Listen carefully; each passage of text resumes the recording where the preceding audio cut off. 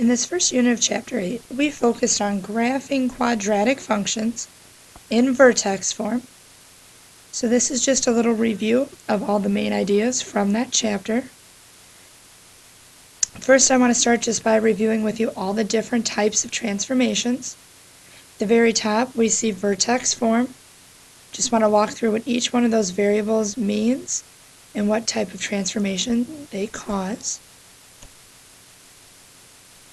If we multiply our squared term by a number, if that number happens to be negative, it's going to cause a vertical reflection. So it's going to make our graph open down. Now, regardless of the sign, if we look at the number piece, if the number itself is bigger than 1, it's going to cause us to have a vertical stretch. Bigger than 1 stretches. If the number is smaller than 1, that's going to be a vertical shrink. So bigger than 1 stretches, smaller than 1 shrinks. Again, when you're looking at the number piece, don't worry about the negative sign.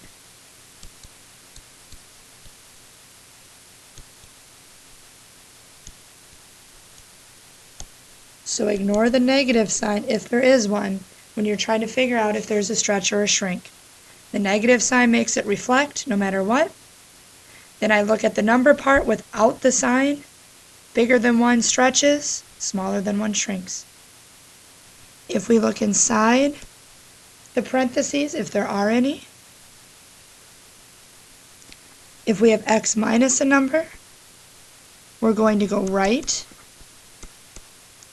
If it's x plus a number, we're going to go left. And last but not least, our k. So if we add a number or subtract a number from the squared term, if we add a number to our squared term, we're going to go up. If we subtract a number from our squared term, we're going to go down. So that's just a little refresher on the transformations. Now let's just take a look at how we would graph a couple of these. So if we look at the first example, I want to work through the transformations first. The first thing I see is a negative sign. That negative sign is going to cause my graph to reflect.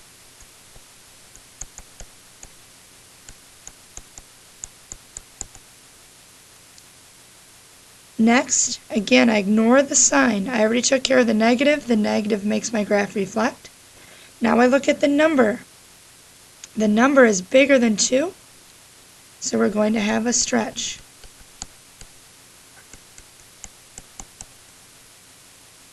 Last but not least, I'm subtracting 3 from the squared term. The minus 3 is not inside the parentheses. It's not being squared.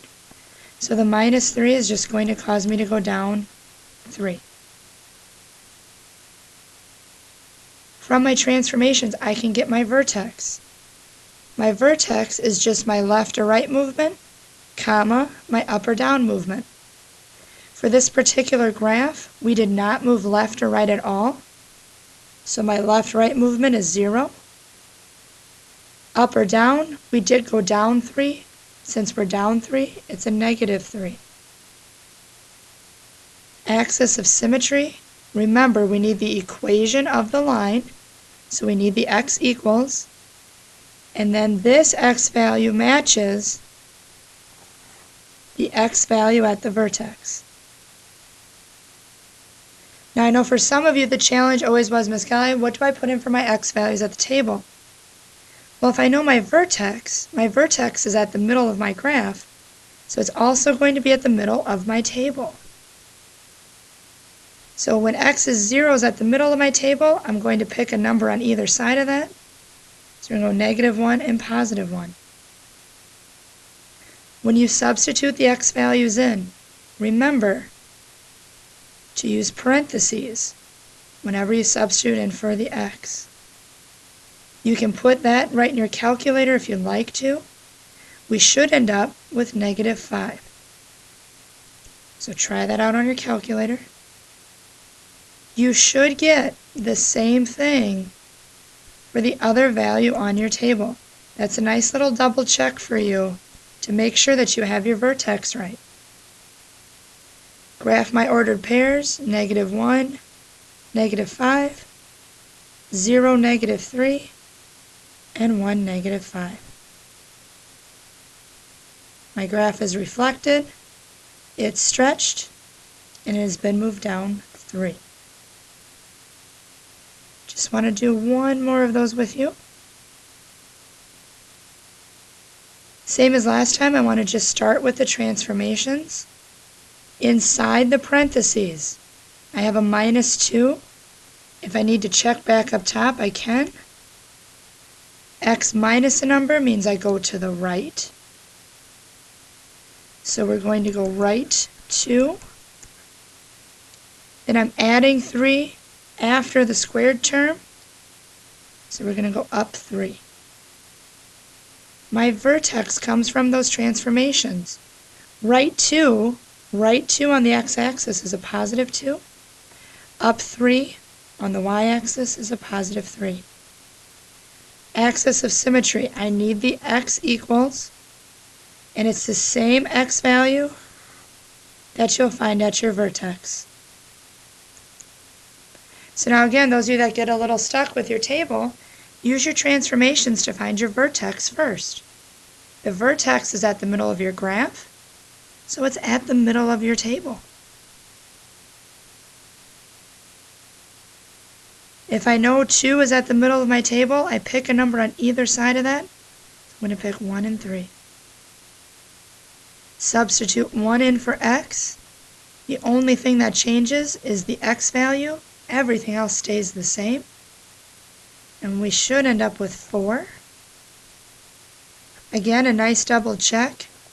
When you substitute in your other x value, those two should match.